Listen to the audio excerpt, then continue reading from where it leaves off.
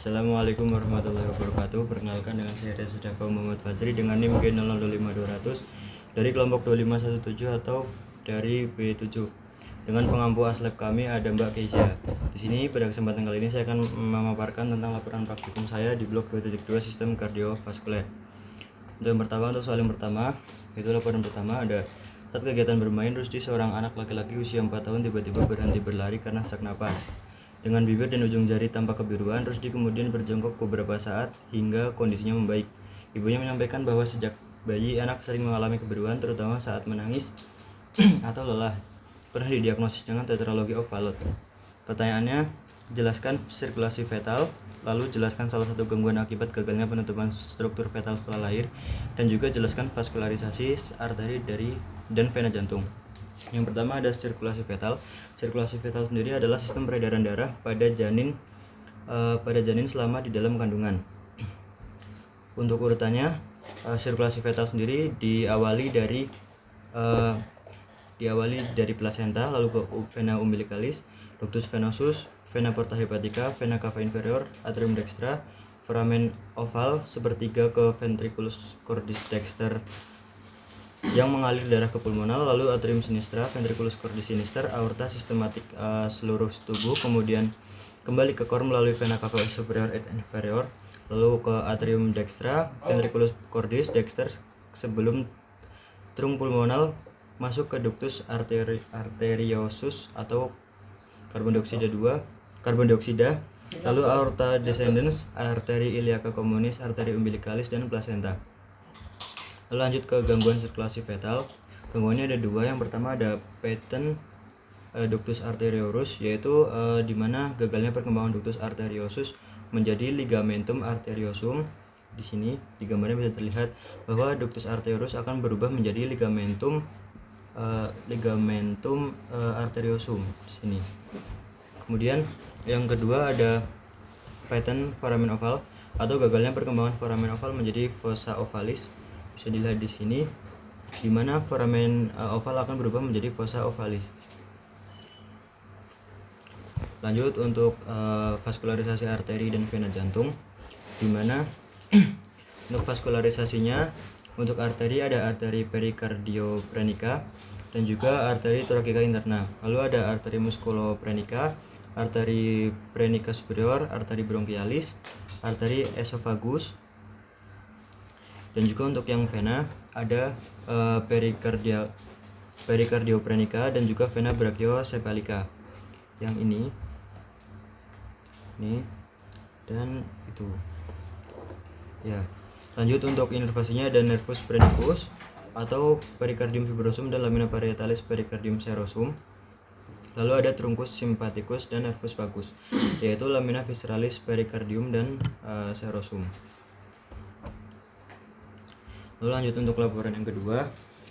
Saat musim hujan, Badi mengeluhkan hidung tersumbat yang berlangsung beberapa hari, disertai nyeri pada daerah pipi yang memberat saat menunduk.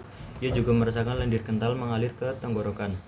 Pada pemeriksaan, dokter mencurigai adanya peradangan pada sinus maxillaris yang berkaitan dengan gangguan drainase di meatus nasi medius.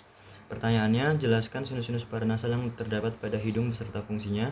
Lalu yang B, sebutkan pembagian meatus nasi dan lubang muara atau drainase masing-masing sinus. Yang ketiga, jelaskan mengapa sinus maxillaris lebih sering mengalami sinusitis dibandingkan sinus lainnya. Oke, untuk sinus paranasal itu dibagi menjadi 3 sinus. Ada 4 sinus. Yang pertama ada sinus maxillaris, ini ada sinus frontalis, ada sinus ethmoidal, dan juga yang terakhir ada sinus sphenoidalis. Nah, dimana keempat ini itu berfungsinya untuk mengurangi berat relatif tengkorak, lalu meningkatkan resonansi suara, dan juga sebagai penyangga terhadap trauma wajah, lalu untuk melindungi struktur yang sensitif dan fluktuasi suhu yang cepat di hidung, lalu melembabkan serta menghangatkan udara inspirasi, dan juga berperan dalam pertahanan tubuh. Lanjut untuk meatus nasi. Meatus nasi itu dibagi menjadi 3, ada meatus nasi superior, media, dan juga inferior. Yang pertama kita mulai dari superior terlebih dahulu. Untuk letaknya ada di bagian yang ini.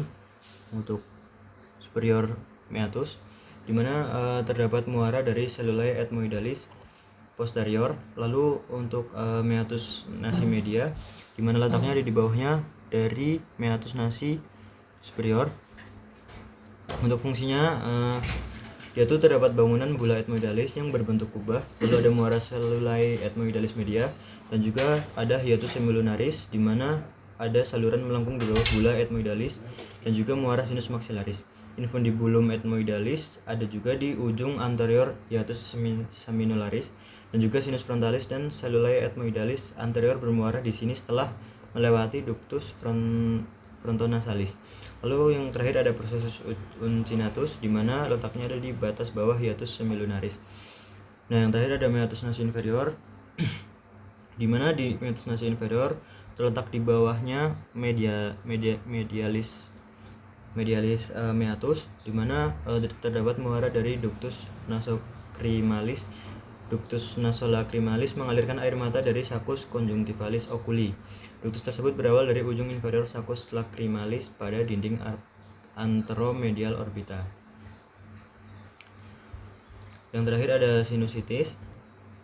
Nah, sinusitis itu terjadi karena drainase tidak optimal. Ostium lubang drainase sinus maxillaris berada di bagian atas dalam. Jadi untuk yang paling rentan tuh ada maxillaris.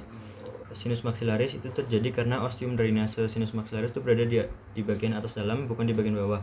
Akibatnya lendir tidak bisa keluar dengan mudah, hanya mengandalkan gaya gravitasi, berbeda dengan sinus lain. Lalu ada infeksi odontogenik atau gigi. Jadi dasar sinus maxillaris sendiri itu berbatasan langsung dengan akar gigi geraham rahang atas. Infeksi gigi, abses, atau prosedur pencabutan gigi dapat menyebabkan bakteri menyebar langsung ke sinus. Lalu ada juga volume besar dan tersembunyi, di mana sinus maxillaris adalah rongga sinus terbesar, memungkinkannya menampung lebih banyak lendir. Lokasi yang tersembunyi juga menyulitkan pembersihan alami sehingga lendir bisa menumpuk di sinus maxillaris. Yang terakhir ada penyumbatan sekunder, di mana infeksi saluran pernapasan atas